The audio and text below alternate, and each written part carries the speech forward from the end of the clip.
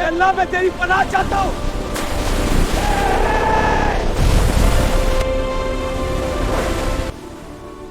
حضرت یونس علیہ السلام اللہ کے برگزیدہ نبیوں میں سے تھے۔ اللہ تعالیٰ نے انہیں نینوا موجودہ عراق کے علاقے کی قوم کی طرف بھیجا۔ وہ قوم بت پرستی میں مبتلا تھی، ظلم اور نافرمانی عام تھی، اور کوئی بھی اللہ کی بات سننے کے لیے تیار نہیں تھا۔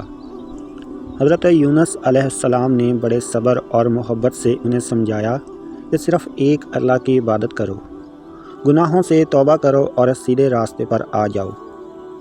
انہوں نے دن رات محنت کی، لیکن قوم ہٹ درمی پر قائم رہی۔ وہ مذاق اڑاتے، انکار کرتے اور کہتے کہ اگر عذاب سچا ہے تو لے آؤ۔ بار بار سمجھانے کے باوجود جب بہت کم لوگ ایمان لائے تو حضرت یونس علیہ السلام کو شدید دکھ ہوا۔ انہیں محسوس ہوا کہ شاید اب یہ قوم کبھی نہیں مانے گی۔ غم اور ناراضگی کی حالت میں وہ بستی چھوڑ کر چلے گئے، حالانکہ ابھی اللہ تعالیٰ کی طرف سے جانے کی اجازت نہیں آئی تھی۔ وہ چلتے چلتے سمندر کے کنارے پہنچے۔ ایک کشتی روانہ ہونے والی تھی، آپ بھی اس میں سوار ہو گئے۔ شروع میں سب کچھ ٹھیک تھا، لیکن اچانک سمندر میں طوفان آ گیا۔ تیز ہوائیں چلنے لگیں، موجیں بلند ہو گئیں اور کشتی ڈولنے لگی۔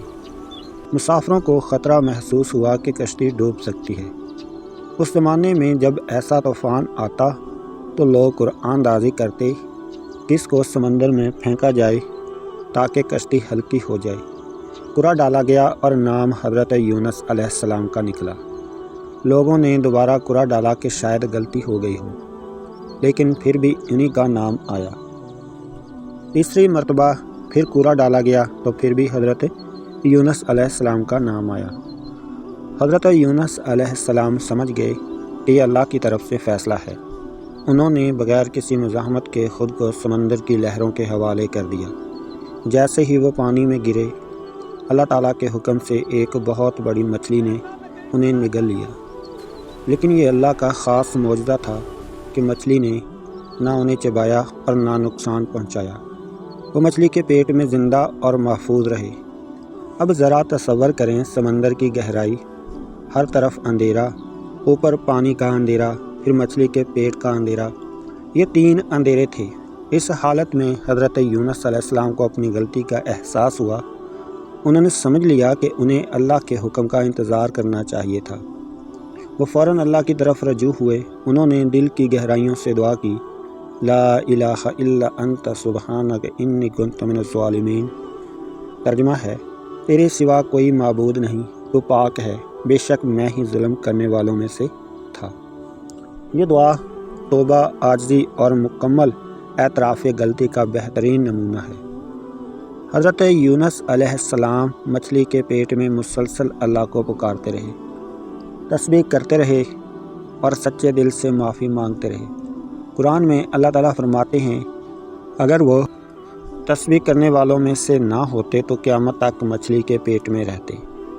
اللہ تعالیٰ نے ان کی دعا قبول فرمائی۔ مچھلی کو حکم دیا، انہیں ساحل پر جا کر اگل دے۔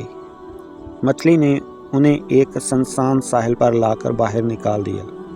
اس وقت ان کا جسم کمزور تھا، جلد نازک ہو چکی تھی اور وہ تھکے ہوئے تھے۔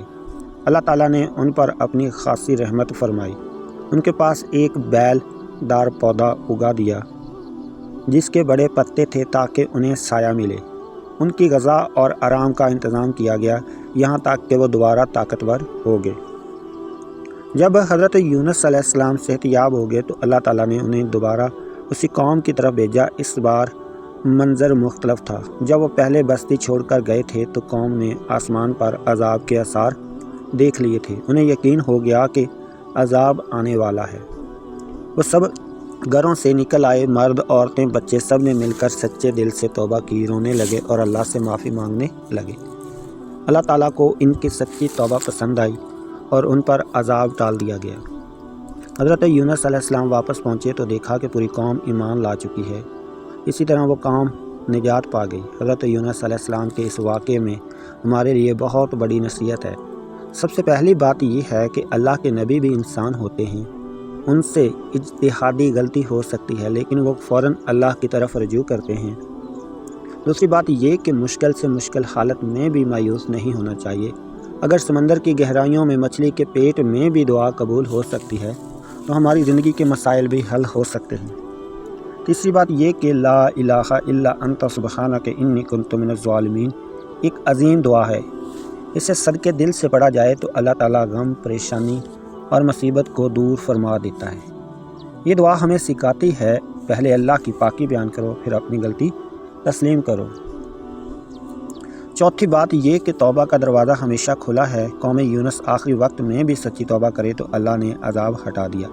اس کا مطلب ہے کہ جب تک زندگی ہے امید باقی ہے۔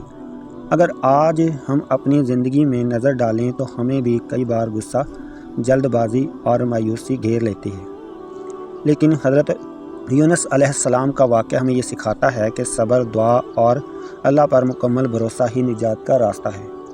اللہ تعالیٰ پر ہمیں بھی سچی توبہ کرنے والا، مشکل وقت میں صبر والا اور ہر حال میں اسی کی طرف رجوع کرنے والا بنا دے، آمین۔ دوستو، مزید اس طرح کی اسلامک ویڈیوز کے لیے ہمارے چینل کو سبسکرائب کریں، ساتھ بیل آئیکن کو لازمی آن رکھیں تاکہ نئی آنے والی اپڈیٹ سب سے پہلے آپ تک پہنچے۔ اللہ حافظ۔